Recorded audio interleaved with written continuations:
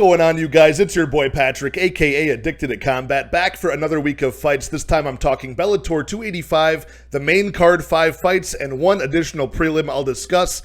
As you would expect a Bellator card to be, a lot of high-priced money lines, fighters that are, 6-1 favorites, 7-1 favorites. I'll be going over which ones in the main card I think are worthy of a high price tag, which ones aren't, which ones are parlayable, and what props still have some value left on them, as well as just my predictions of the winner and loser of the bouts. So without further ado, let's break into it. Okay, first fight is up on the prelims. Albrektsson taking on Carl Moore at 205 pounds. This should be an exciting fight to watch because Albrektsson is such a good prospect. He's the minus 450 favorite here. Carl Moore about plus 300, plus 320, the underdog. And why is that? I mean, both guys are about the same age, 28 for Albrektsson, about 34 Carl Moore. Both are 6'2", both with a 75-inch reach. So young guys, physically imposing, both have good records. 13-3 for Albrektsson, Carl Moore 9-2. The level of competition all in the favor of Albrektsson, and just the skill level in all parts of MMA goes in the favor of Albrektsson. He's a very good Swedish wrestler, strong body lock, takedown, and trip. He's got good wrist control on the ground. Very good chest-to-chest smothering top pressure. And then he can also, tie up the legs to get the takedown against the cage. And he postures up and wants to rain down ground and pound and do damage. So I like his activity. And on the feet, very good striker as well. Loose and relaxed. He's got pretty good knees, elbows. His striking is very good. A nice, 2-3 counter. He's a very capable guy. 6 knockouts and 3 subs make up his 13 victories, and all 3 of Albertsson's losses are to established guys. First was a while back in Risen. He dominated Yuri Prohaska on the mat, and then got caught with a standing TKO at the end of the long first round. And then he lost to Phil Davis and Moldavsky. So all very capable guys he's lost to. You can forgive those at a young age. Carl Moore is 9-2. He lost to Paul Craig.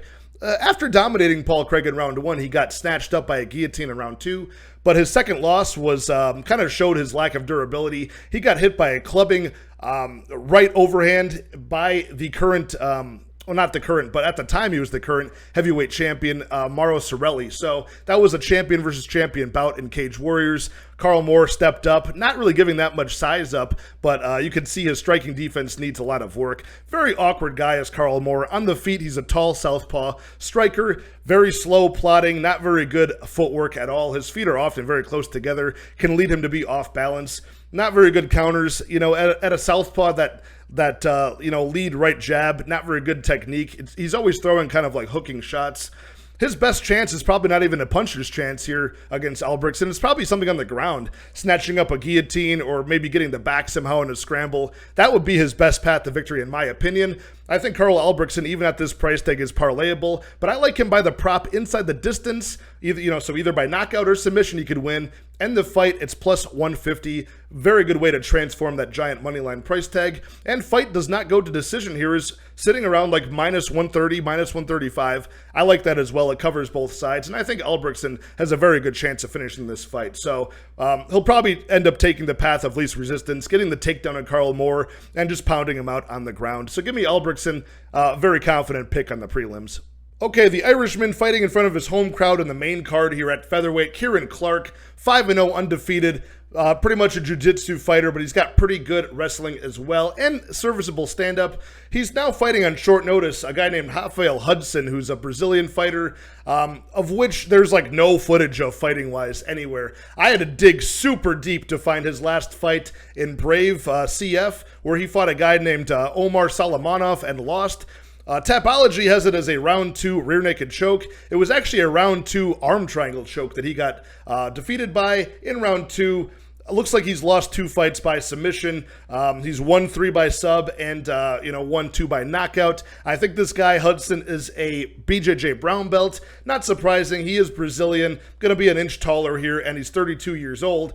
Again, a short notice bout. He's like a plus 500 underdog. Clarke is like a minus 700 inflated favorite here, being the undefeated guy in front of his home country, and he's not on short notice. I understand, but man, I'm always leery of these young guys at like 27 for Clarke that are undefeated. I know he does have some amateur experience as well, and he looks really good, but just not a whole lot of information on Hudson, so I can't make a clear decision here on a bet. No betting on this fight for me. It would be ill-advised to do so. even the fight doesn't go to decision, Kieran Clarke's not enough of like a potent finisher for me to see that happening. Now, Rafael Hudson in the fight that I did see, his last one against Manhoef, he got taken down repeatedly at will. He looked like he had decent striking on the feet in moments, but he got outstruck on the feet by Manhoef, taken down at will, controlled, and eventually submitted early in round 2. I think Kieran Clarke can do something similar with his wrestling. Very technical guy for a BJJ player. Strong takedowns. He'll just get him from anywhere. Single leg out in space. A double leg against the cage. We'll just grind with the body lock. Tie up your legs. Tie up your wrist control. And just smother you. And he's adding in ground and pound and staying active as well, so it's not stood back up. Give me Kieran Clarke by decision here, just as a, just throwing a dart in the dark as far as that prediction on this fight. Again, not a lot of information on this short notice Rafael Hudson. Okay, up next at featherweight, we've got another wide money line. Mads Burnell at minus 600, the favorite over Pedro Carvalho, plus 400, the underdog. And Mads Burnell, 28 years old. He will be slightly smaller here at 5'8" in a 69-inch reach, giving up 3 inches in height and 1.5 inch in reach. He's 16-4 and a very good prospect as well, coming off of a loss to Adam Borics where he got outstruck over 5 rounds, but he was on quite a win streak after getting cut from the UFC. He was in the UFC 3 times, went 1-2, and both of his losses, oddly enough, were both by submission, which is ironic because he is a submission threat with 9 subs himself, but he lost on short notice to Michael Prazeres, and then he also lost to Arnold Allen, who's very highly ranked right now in the UFC. He also lost by sub, to Arnold Allen after dominating him early on. But Mads Burnell, the one nitpicking thing, of course, is his gas tank. Striking is not always the best, but if he's not facing the best of strikers like he did against Adam Borics, he should be okay. But his gas tank can fade, and we saw that in the 5-round fight where he got outstruck, and I think he lost all except for maybe 1 or 2 rounds of that fight. Pedro Carvalho is a guy where he does show a little bit of resolve and toughness as far as, rallying back. He lost his last fight against Piotr Niedzaleski, where, he won the last round of that fight. He came back over a gassed opponent. Well, didn't look that, cardio sound himself, but, he can rally back and win if his opponent slows down. So that's the only thing that gives me pause in this fight if you connect the 2 points I've just made. Mads Burnell, suspect cardio late. Pedro Carvalho can rally late. But overall, I think Mads Burnell should be the big favorite here. Minus 600, not leaving any value, but I think he is maybe a parlayable guy here. Carvalho, his takedown defense is lacking, so that's going to be the issue, right? He does give up his back to get up often. Gets, his opponents can get full hooks in. His last opponent, Niedzaleski, was able to do that. Same with Daniel Weichel in a fight where Carvalho actually won by decision. He was getting his back taken in that fight quite a bit, and he was able to I think win that bout by more perceived damage, able to get some knockdowns in that fight. Carvalho hits hard, but he can also get chinned, and he gets knocked down often. So some of his fights have actually been close decision-wise because you see around and you're like, wow, Carvalho got knocked down. He also got a knockdown. What do we do with this? Not the best defense, but he's pretty good offensively as Carvalho. He does have a puncher's chance in this fight, but overall, I think he's, not strong enough of a striker and obviously not strong enough of a wrestler defensively to stop the takedown offense of Burnell. So does Burnell get the finish in this fight? He's like plus 350 for the submission. Pedro Carvalho has been in some very tough spots grappling-wise. I don't think Mads Burnell will get the finish on him. So I would see Burnell, I've seen him inside the distance at plus 100 just because of the lack of perceived defense of Carvalho. I like Burnell to win this fight by decision here, to be honest with you. I'm not quite sure what that is, but again, Burnell is a guy I think would be safe to parlay in this fight, and I would look for him to win with this fight going over more than not. So give me Burnell to win pretty confidently. Up next at women's featherweight, we've got Leah McCourt, the hometown fighter here, taking on the Brazilian Diana Silva.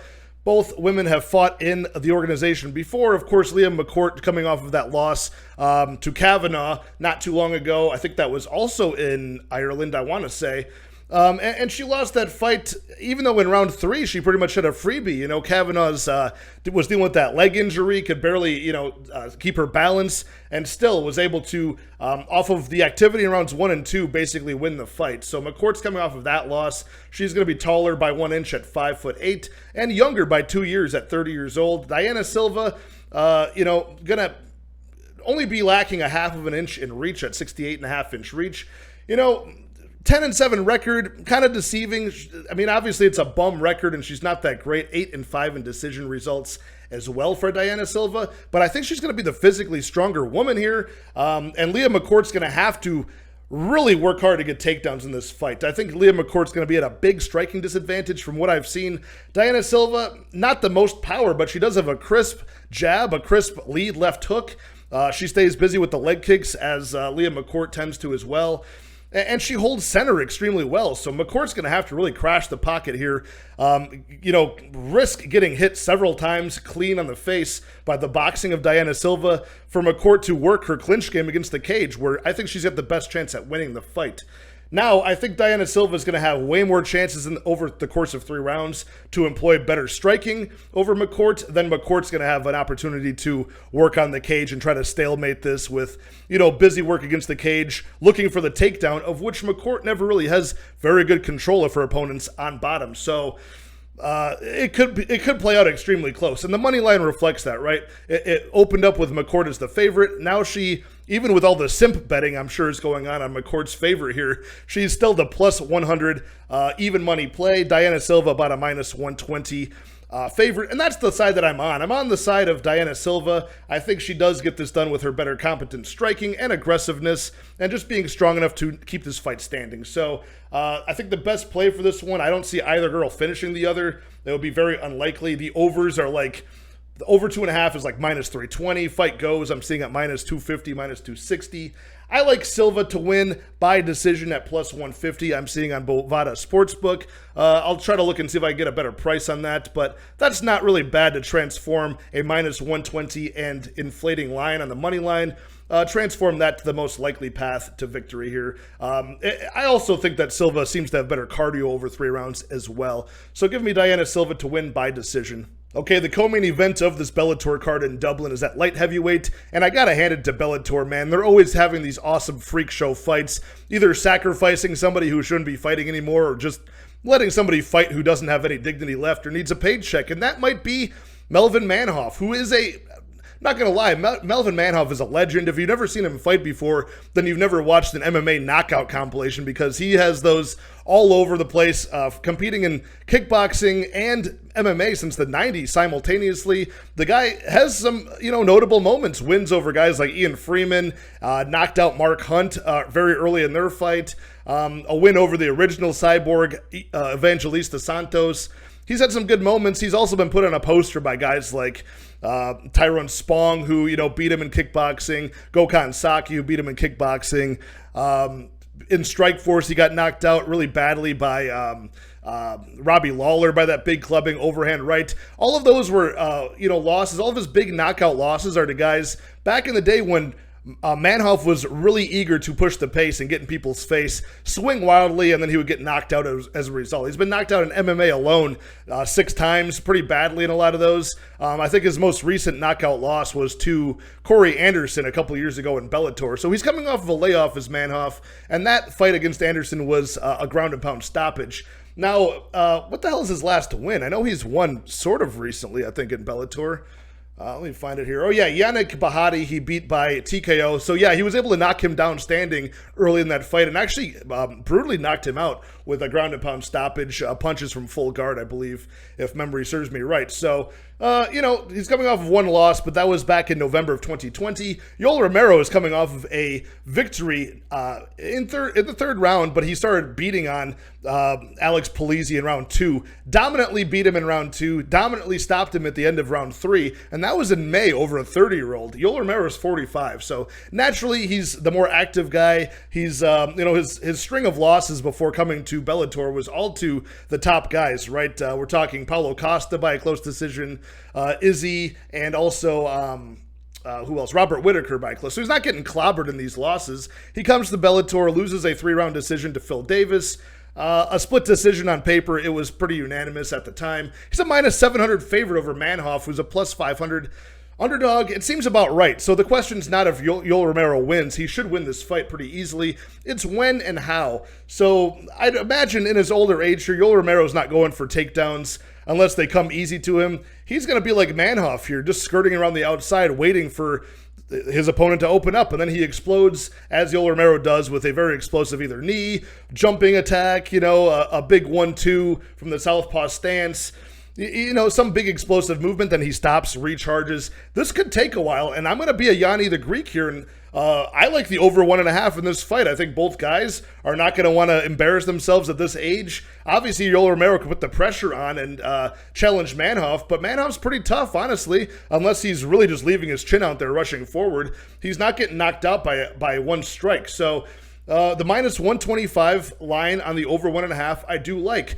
Think about all of Yoel Romero's wins have all been in round 3. It takes a while to get going. Now, obviously, in his last fight against Polizzi, he could have gotten that done in round 2. But again, if he doesn't get him out of there with one big burst of energy, one big sprint, he has to stop and recharge, and this could be a senior citizens affair that takes us into round 2. Now, on the flip side of that, taking on Bovada Sportsbook, you can get Yoel Romero in rounds 1 or rounds 2, stoppage at minus 165. I like that as well. I might play both of those, honestly, just in case I can cash on that over 1.5. I might play a small sprinkle on that at, minus 125 is not much to wager on. I just have a feeling it could play out very slowly with two old guys here. So I think the best bet is Yoel Romero early, earlier than later. So I like that round 1 or round 2 at minus 165 on Bovada. Yoel Romero just inside the distance, I think, is around like minus 250. Obviously, he's probably not going to submit him, but, if that happens, you're covered there on the inside the distance. It's not that different of a price than Yoel by knockout. He's safe for your parlays. I don't even know unless Manhoef could really catch Yoel Romero with something stiff on the chin rushing forward. I just don't think it's going to happen here at 46 years old. Manhoef's been off for a while, and if you even watch his striking, the small bit of striking he did against Corey Anderson, very pitiful looking. So, give me Yoel Romero by domination here, but I'm taking the over 1.5, and I'm taking Yoel Romero in rounds 1 or rounds 2. Okay, an interesting fight here for the main event of this Bellator card. I'm pretty excited for it, to be honest. I like smooth Benson Henderson, who's taking on Peter Queally in Dublin. The Dublin SPG athlete is Peter Queally. He'll be in front of his home crowd once again. Last time Benson Henderson fought was in front of his home crowd in the States in Arizona, and he got a split decision win that was as greasy as it gets over Mamedov. And the style of opponent that Benson Henderson is usually losing to are the smothering wrestlers who can out-wrestle him, out-control him over 3 or 5 rounds. Benson Henderson can also lose to the guys like a Jason Jackson, who, is just a much better, more active and technical striker. So Peter Queally, is he one of those things? I'm not sure. We'll get into it here. But, his last fight for Peter Queally was back in Dublin last year. He lost fighting for that vacant 155-pound strap in Bellator against Patricky Pitbull. He was knocked out in round 2. Before that, he had fought Patricky Pitbull.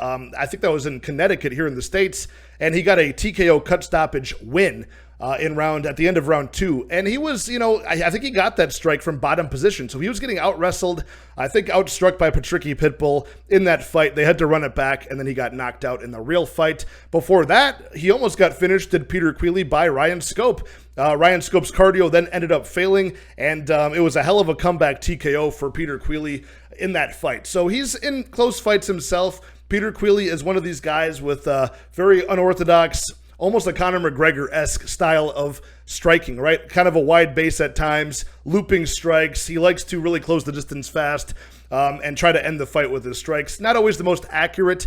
And in the Patricky Pitbull fights, you can see he kind of tailored up his game to have more of a high defensive guard, stay more defensively sound on the feet. But if he continues that against Benson Henderson, I could see him exposing the body more, and Bendo loves to go for the body strikes with the nice left kick and punches to the body as well. So it's going to be kind of a clash of styles here.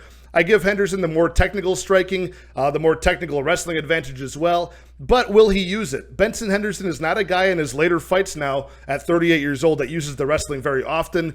He usually stays in like a technical kickboxing style match. Not the highest output, not the highest, finishing ability either. I think the last time he finished the guy was Roger Huerta, who is, I believe that's correct. Let me go ahead and double check that. I think that was his last time he got a finish was over Roger Huerta, who was about as washed up as they come. And yeah, that was back over 4 years ago in Bellator. He submitted him by guillotine in round 2. So Other than that, he's kind of a decision machine. And likewise, Henderson is not a guy who gets finished very often. He's been finished a couple of times by sub, but by knockout only by Michael Chandler most recently, and by, I believe that was way back in the day, by RDA as well. So he's a pretty durable guy, and he's got very slick movement. So Benson Smooth Henderson, his name is that for a reason. He's 6-6 in Bellator, and often getting the rub in these decisions. Throughout his entire career, he's always been, whether it's a close fight over Frankie Edgar in both of their bouts, Gilbert Melendez, George Masvidal, a lot of really close split decisions go his way just because he's got a wide array of skills, and he's got that wrestling in his back pocket. So right now, he's 6-6 in Bellator, 6-3 in 5-round decisions, and Peter Queally's only been to a 5-round decision, I believe, one time, and that was a draw. So, you know, I would have to see Peter Queally probably finishing this inside the distance or just being the better high-output striker over 5 rounds. Totally possible, but for this fight to go over, I think there's a good chance it does go over. Both guys have been decently durable. Peter Queally not so much, but, I mean, Hendo's not really a finisher, and Hendo's only been finished a couple times out of, you know, a huge, like 40 fights he's had, so fight goes to decision here is sitting around minus 200, minus 190. I like that play for this fight. I also do like Bendo by decision, sitting around minus 130. I think Benson Henderson does get the job done here. I think he's just going to have the clean counter striking over at least 3 out of the 5 rounds. If things do go poorly for him, Peter Queally does not have the best takedown defense, so I think Bendo could edge out a close round by at least threatening the takedown, maybe getting that, whether it's a double leg out in open space or getting something off of the cage. Peter Queally does have a good chance as if he, okay, listen to this. If he goes to like a minus, 250 or more for Benson Henderson, I don't see a lot of value on the money line. I think the value does fall on the younger man in Peter Queally, especially if you can get like plus 190, plus 200 for Queally by the time this closes on Friday morning. I would maybe go that route on the money line, but the fight goes to decision. I do like here, and Benson Henderson to win by decision is the side I'm leaning on. Minus 130 is not a bad price tag for a guy who's had as many 5-round fights as I've mentioned. Just a comfortable southpaw stance, and I think he's going to have the cleaner strikes here and the more accurate strikes. So give me Bendo to edge out yet again another close decision here. Okay, there you have it, you guys. The main card of Bellator 285, Henderson versus Queally in Dublin. Broken down, a couple of plays, a couple of predictions, and something to fill this void on Friday of no UFC on Saturday. I'll be right back with the UFC Vegas 61 breakdown early next week. Like the video, subscribe, and I will talk to you guys very, very soon. Cheers.